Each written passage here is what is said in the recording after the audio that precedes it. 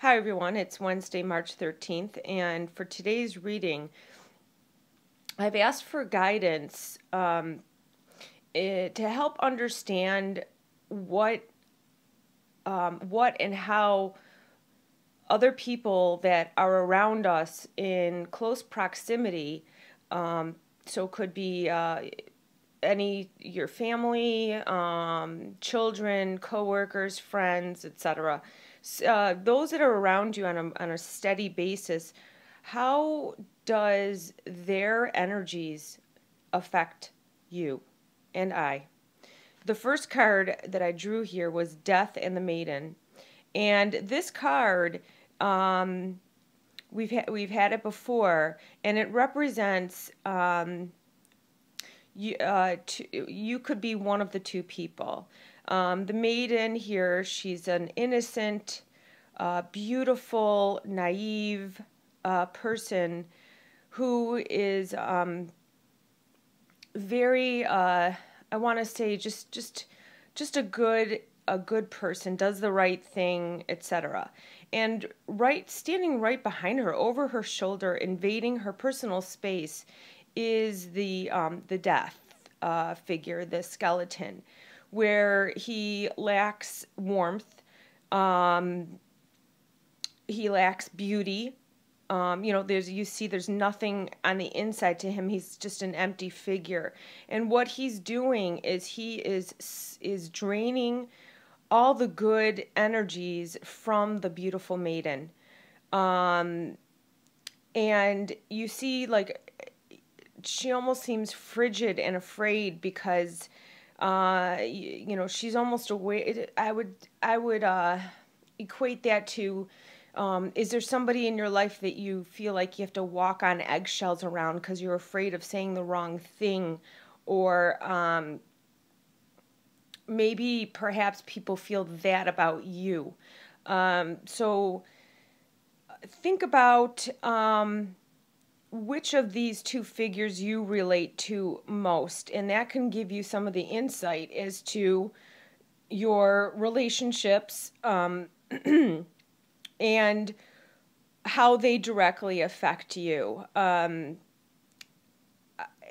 Because what affects you and your mood also affects those that are around you. So try to recognize which of these two figures are you. And from there, the next card I drew here is Golden Palace. And this card represents, definitely it represents like monetary gains and fortune, but I feel for this reading, the Golden Palace in the background, in front of the full moon, represents what it is that you are seeking to attain as far as relationship goes. And it is, I feel like it's a grandiose dream, or it's just, here, a golden palace set, excuse me, set high atop a mountain, basking in the full moon. That's a sign of, that you've achieved your goal. But yet in the background, you see there's a waning moon. The moon is receding and going away.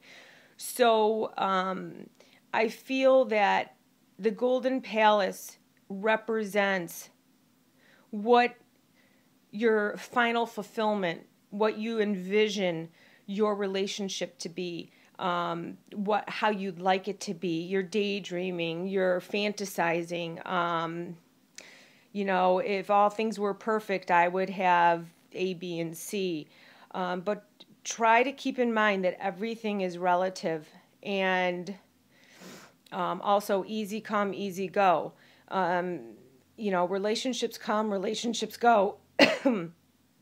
But when you, think about it, in reality, those around you, are they on the same path as you in creating this home this future, this dream. Okay, so if the Golden Palace represents your dream of how you envision what your life should be, just keep in mind that it's sometimes it's a bumpy road. See here, in order to get to this palace, there's no direct path. I mean, you have to climb through those branches, and there's a lot of struggles and lessons to learn before you reach your ultimate goal within a relationship. And then keep in mind also, are your what you're looking for or asking for, are they realistic? Seriously. Keep in mind also that everything is relative. I feel, money doesn't bring you happiness. Money helps to pay the bills. And, with the Golden Palace representing, when I look at this Golden Palace, the first thing I think of is just gobs of money and how hard can life be when you're living in a place that's so beautiful. But look at how solitary and alone it is. So you want to make sure that the relationships that you're in and that you are surrounding yourself with are with like-minded people and people that are have the same visions, not necessarily visions, but they have the same goals, the same morals, the same values. It doesn't matter if you both like the same music. To me, that's surface nonsense.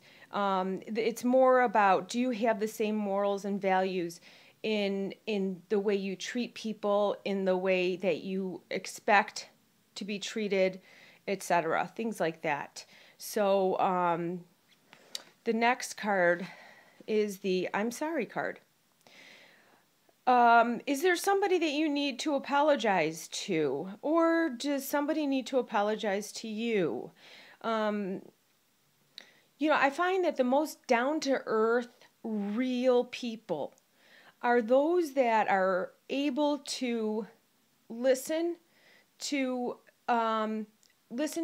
why their actions, how they've affected you, and can relate and apologize. So maybe you are in a deserving place of an apology from someone, and then, if somebody apologizes, don't hold a grudge. You want to move on. Or is there somebody that you need to say, I'm sorry, and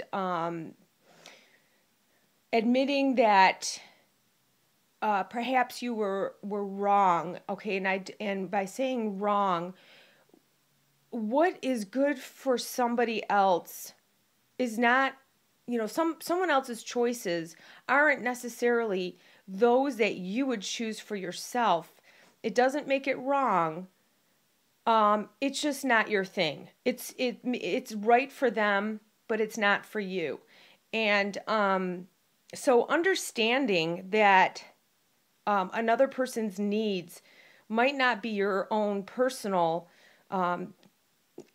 how you would handle a situation or what your needs are, but understanding and accepting others for who they are and what they are, and going with that. And so either someone needs to apologize to you, and you can explain to them, I know you may not feel this way, but this situation or this thing is really I hold it very deep and personal, and I feel as if you don't understand me, and so then maybe you would get an apology from that person. But I feel like there is just an open wound that needs to be healed and explained and understood. And after all of this is out in the open, with the other person in this relationship being a lover, a child, a coworker, etc., then you take the time to reevaluate, see how things go. Do things change? Did they really hear you? And hear what it is that you're wishing for, and vice versa. Are you really hearing this other person and what their needs are, and accepting them for who they are and what they are, even though it may not be your choice, or the way you would go about it isn't necessarily the same as this other person's, but it doesn't make it wrong. So I really think that that's mostly what the message is here, is that understanding others' needs, wishes, wants, how they go about things, and being clear on that.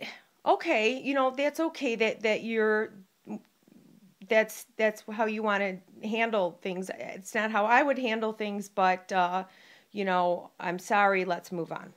So that's the message for this week, and everyone have a good day.